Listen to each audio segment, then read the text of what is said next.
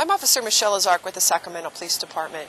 And I'm here today to talk to you about some trends and some things that our teenagers and kids are doing that we think that parents should know about. We feel strongly about this at the police department, and we've scouted some experts in each of these fields, in the fields of gangs, drugs in schools, cyber safety, and some other trends that we're seeing. And we feel it's important for us to educate the parents. We will be performing these public service announcements in 4 series. Our first series will be talking about cyber safety and sexual assault issues. Our first detective I'd like to introduce to you is Detective Rich Gilliland. He's an expert in this field and has been doing cyber safety for over 6 years.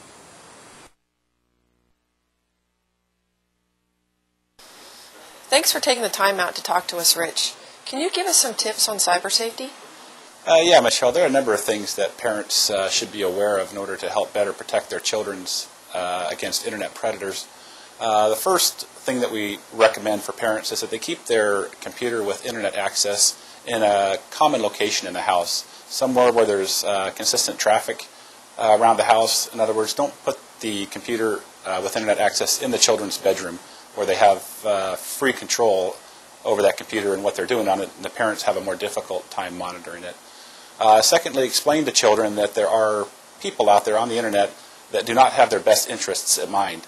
There are predators out there that want to meet our children and want to have contact with our children so they can exploit our children. Also, you may want to consider limiting internet and or computer access at times when there are no adults in the house. You may want to require your children to give you any account names and passwords to those accounts. For instance, if they have multiple email accounts, it's important for the parents to have not only the account name but also the passwords for those accounts. Be aware that some predators begin trying to groom children. They will start sending them packages, maybe in the mail. You may get strange phone calls at home from people asking for your children. These are keys that your children may be having some contact with someone online. And it's also very important to tell your children not to give out any personal information to others on the internet. Don't give out your full names, birth dates, home addresses, phone numbers, schools, or anything like that. It just makes it that much easier for predators to track down your children. Rich, can you get on MySpace and show us what the website looks like and navigate through and show us what our kids are getting into? To go to a MySpace page that somebody's created, you would start here. This is myspace.com, and you would enter your account information. And then once you enter your account information, it will bring up the website that the user has created.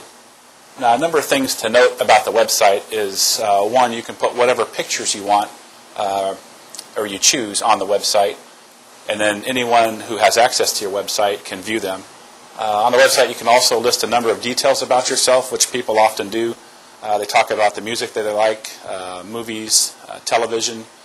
A lot of these websites also that kids create, they fill out surveys, and the surveys tell a lot about the kids who fill them out. They ask a lot of questions on these surveys, such as, do you have a boyfriend? Do you get along with your parents? When's the last time you drank or were drunk? Or when's the last time you did drugs? There's just a variety of different questions that they ask that if parents go to see their kids' websites, they might be able to learn a lot about their lives.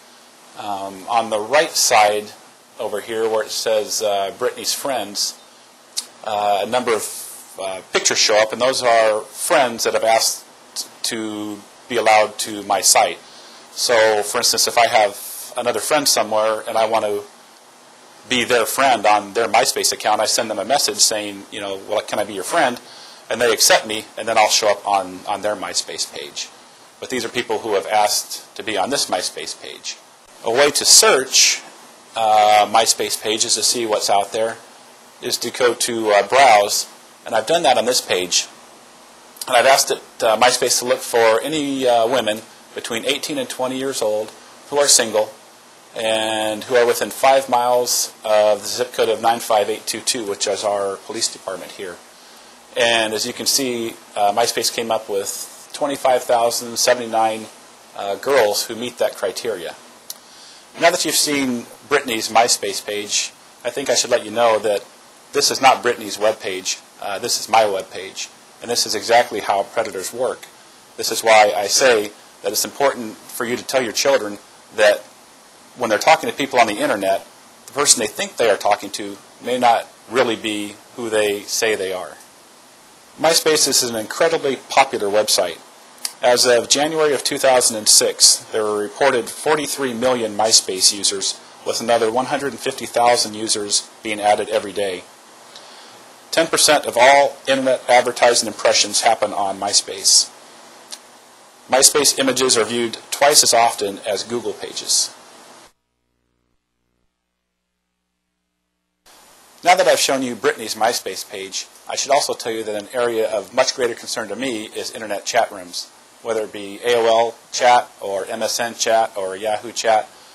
Chat rooms are a very common area for predators to frequent.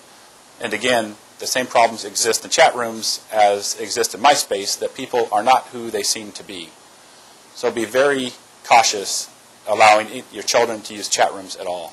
In chat rooms, there are a number of very common abbreviations that kids use. One of the most popular is probably LOL for laugh out loud, but there are a number of others that parents should be aware of. One of the first and most common that you'll see if you log on as a female is the abbreviation of ASL, which stands for age, sex, location. Others are PAL for parents are listening, PIR for parents in room, PBB for parents behind back. There are a number of these types of abbreviations. For these and other cyber safety tips, see our SacPD blog. Our second expert is Detective Dean Lowry. He too is an expert in this field, and he will be talking to you about sexual assault issues.